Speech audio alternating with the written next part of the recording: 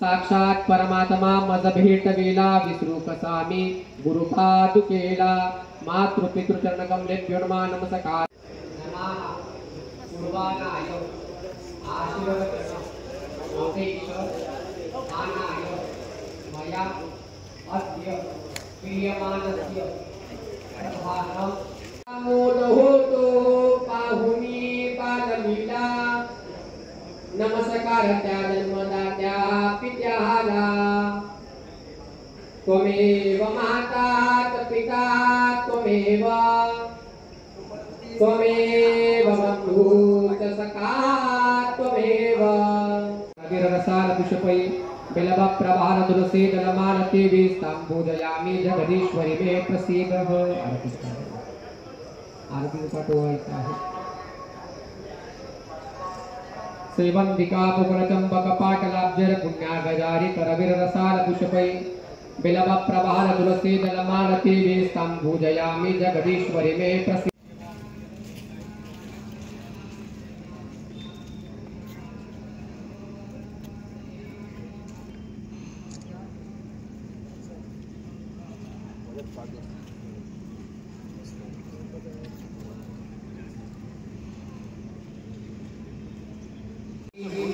भवतु भवतु ओम अस्तु पुण्याः अस्तु पुण्याः अस्तु पुण्याः अस्तु कल्याण अस्तु कल्याण अस्तु कल्याण अस्तु श्री अस्तु श्री अस्तु श्री श्री लक्ष्मी पदन्या बहुगा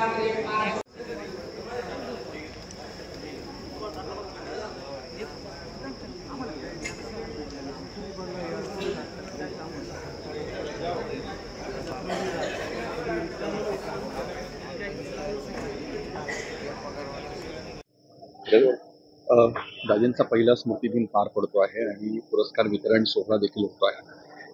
काय नेमकी पहिली प्रतिक्रिया आणि ही संकल्पना कशी सुचली जनसेवा पुरस्कार?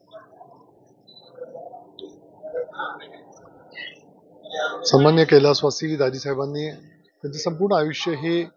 जनतेकरता आणि ह्या जिल्ह्यातल्या लोकांकरता वाहून घेतलं होतं आणि त्यामुळे ह्या जिल्ह्यातल्या लोकांचं कल्याण झालं पाहिजे, ह्या जिल्ह्यामध्ये नवीन नवीन प्रकल्प आले पाहिजे आणि एक कृषी आणि रोजगार, पाणी ही अशी एक पंचसूत्री त्यांनी मनामध्ये ठेवून ती कायमस्वरूपी काम करत राहिले आणि त्यामुळे मग दाजीसाहेबांना श्रद्धांजली अर्पण करायची तर मग अशा कोणत्या तरी व्यक्तीला त्याच्यामध्ये आपण पुरस्कार द्यावा आणि ती पुढच्या पिढीपर्यंत ती भावना तशीच न्यावी आणि दाजीसाहेबांच्या कार्याचा सुद्धा मागोवा त्या निमित्ताने घ्यावा हा एक उद्देश सर्वच आमच्या लोकांच्या मनामध्ये होता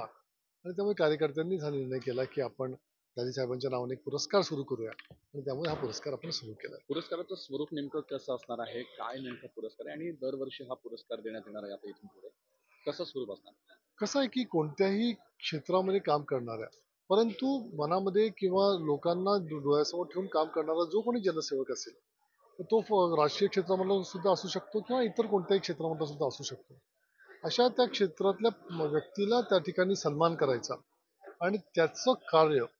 हे जसं दाजीसाहेबांचं कार्य होतं तसंच त्याचंही कार्य हे लोकांपर्यंत ह्या समाजापर्यंत पोहोचवायचं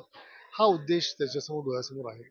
पुरस्काराचं स्वरूप तेच आहे की त्या व्यक्तीचा सन्मान हा ह्या नवीन पिढीला समजला पाहिजे, त्याचं कार्य हे नवीन पिढीला समजलं पाहिजे आणि त्यामुळे मग मानपत्र आणि त्यांना एक सन्मान चिन्ह देऊन त्या ठिकाणी त्यांना आम्ही गौरवित करणार आहोत.